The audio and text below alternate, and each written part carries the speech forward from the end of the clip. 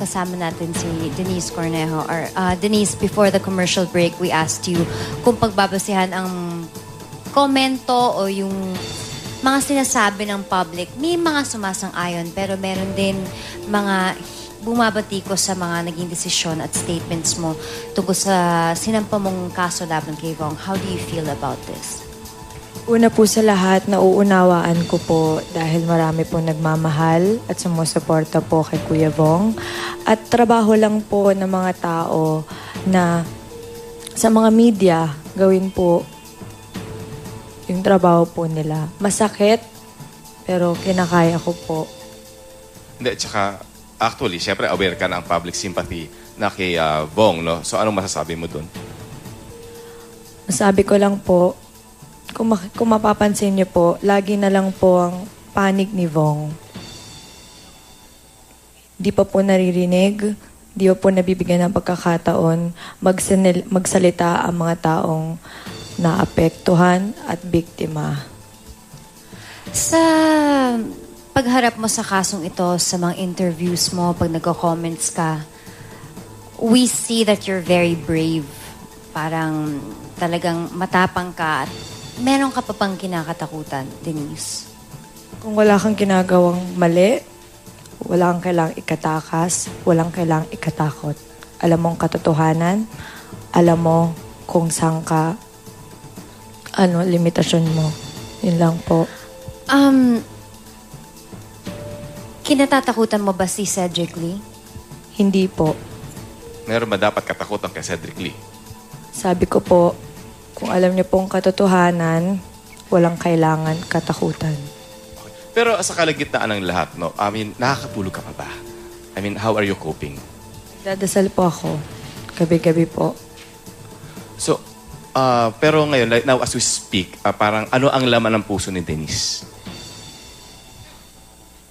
Unawa. Sakit. Yun po. Saan ka kumukuha ng lakas these days? Ever since God feeding po ako eh. Trabaho ko pong magpabago, mag-inspire, magsalita sa maraming tao. Yun po. Hindi, pero ang, di ba, the strange thing is dahil sa kontrobersyang, because you are at the center of the storm, no? Maraming nagka-interest sa'yo at maraming lumalabas sa internet at maraming nakiklaim na parang nagpa-enhance ka ron ng mga facial features. Kahit ikutin pa po nila sa buong mundo lahat ng klinika, wala po akong pinabago.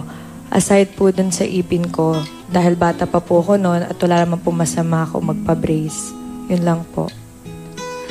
At this point, syempre hindi maiiwasan na marami talaga ang lughusga kay Vong, kay Cedric at sa'yo.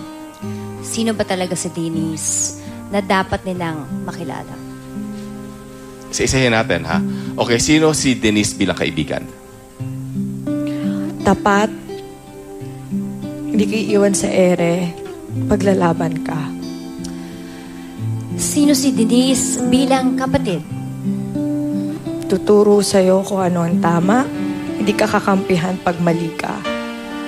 At sino naman si Denise bilang anak? Masunurin, may takot sa magulang, paglalaban hanggang kamatayan. Denise, madaming kong may question sa'yo.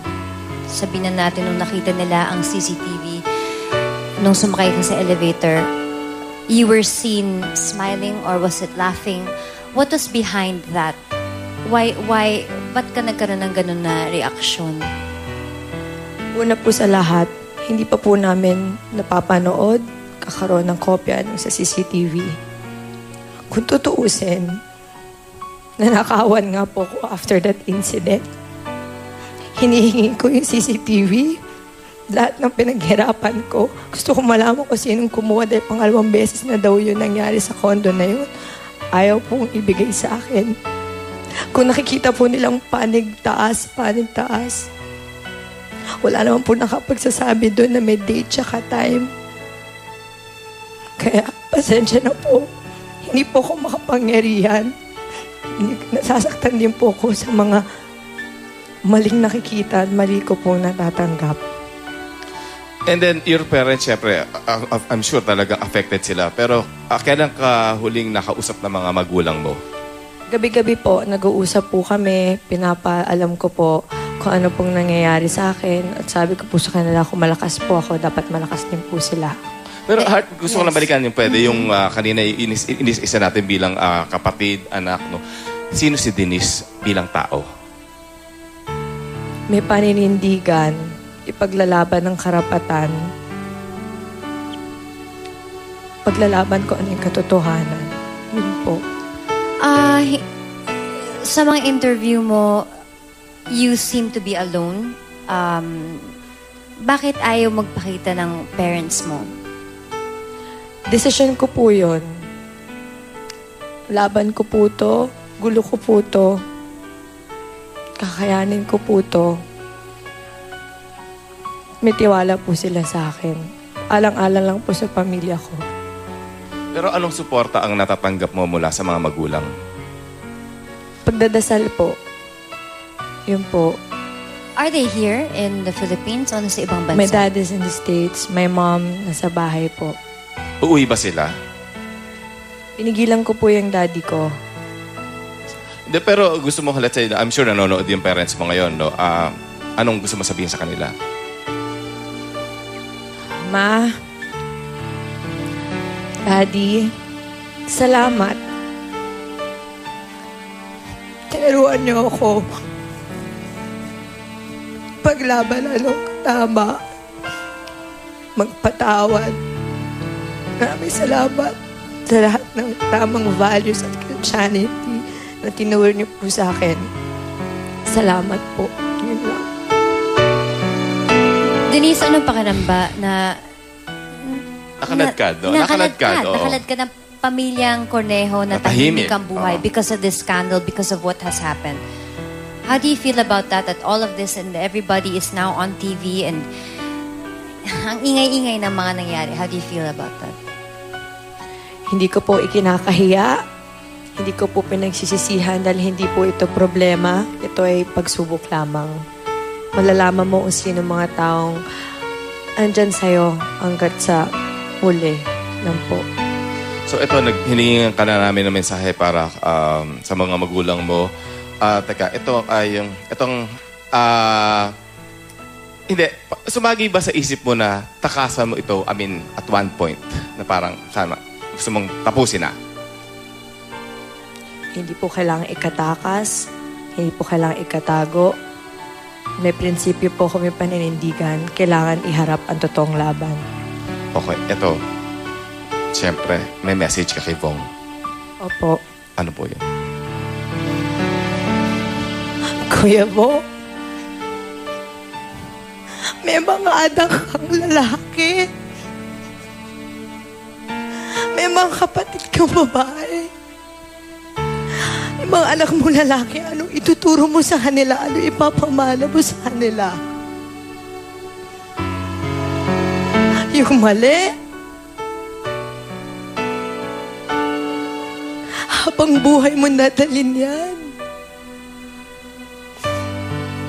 Hindi to haka-haka lamang. Hindi ko itataya. Hindi ko isusugal ang pangalan ko sa sensitibong paraan.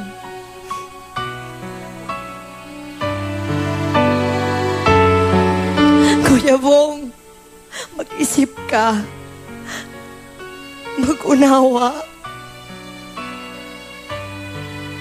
Pasensya na po, ganito po talaga ugali ko. Hindi ko po kasalanan na pinalaki ako ng magulang ko sa paglaban po anong katotohanan at karapatan.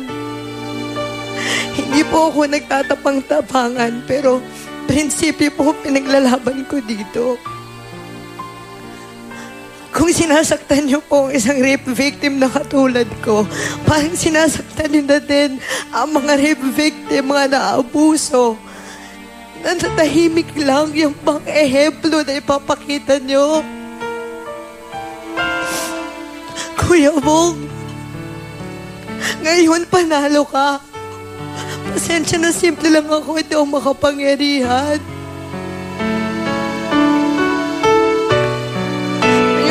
Mananalo ka. Pero matakot ka sa ikalawang buhay.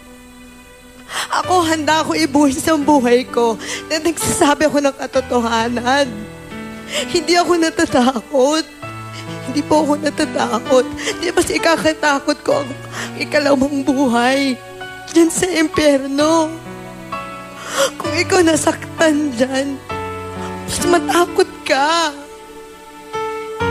Ako na yun ang kinakatakutan ko eh. Hindi ako nag-iimbento. Pero pag sinabi ko, kaya kong ihanda ako ibuhis ang buhay ko, na nagsasabi ako ng katotohanan.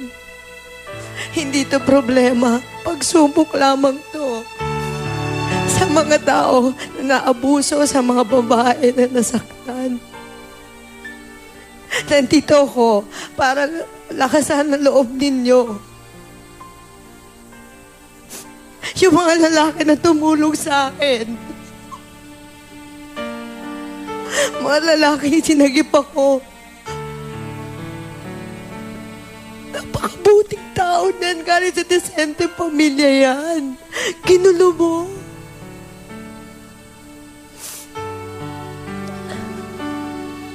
Sinasabi nyo, pinapakita nyo na marami silang koneksyon. Mayaman sila. Oo. Dahil sa sipag at tiyaga nila, kaya sila pinagkatiwala ng mga gobyerno. Bakit puro na lang? Ba't puro na lang kami? Sila na nga ang tumulong eh. Tinulungan nila ako, pinagtanggol nila ako. Kaya ito ang tamang oras para pagtanggol ko sila. Hindi nila to deserve.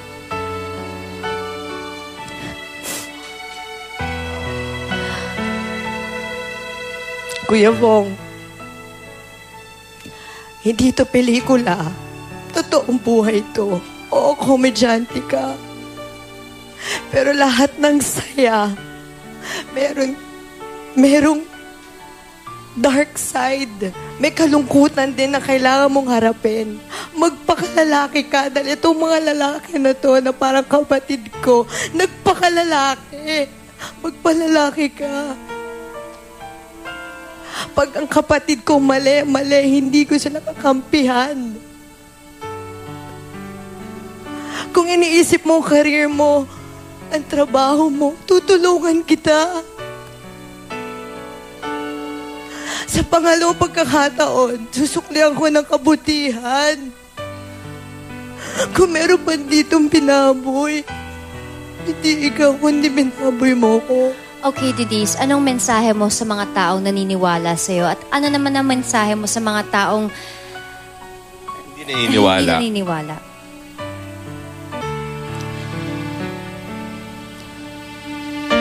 Sabi nga po nila, your action reflects kanong klaseng tao kayo. Hindi ko kayo husgahan dahil hindi ako nanguhusga ng tao. Ngayon, nagpapakasaya kayo, sinasaktan yung pamilya ko, mga kapatid ko, mga taong gusto kong pagtanggol, mga proyekto ko, mga kumpanya na tinulungan ko. Huwag kayo mag-alala. Poprotektahan ko kayo hanggat kaya ko. Sa mga tao na hindi naniniwala sa akin, salamat po. Sa mga taong naniniwala, salamat din po. Hindi pa po huli na dadagdagan lang pong kasalanan ninyo. Kung akong instrumento para mapabagong isang tao, ipaglalaban ko ng kamatayan. Pero Denise, maraming salamat din sa tiwalang ibinigay mo sa Star Talk. Talagang you are a very brave and strong girl. Wait lang po. Kuya Bong, I will still pray for you. I will still pray for you. Na sana gumaling ka. Na sana yung family mo maiintindihan din ako. Yun lang po. Thank you so much, Denise. Sa aming pagbabalik, makakasama naman natin si Attorney Dennis Manalo, ang abogado naman ni Bong Navarro. Magbabalik po ang startup. Maraming salamat, Denise. We will pray for you and for the quick resolution Salamat of this po. case. Maraming salamat. Magbabalik po kami.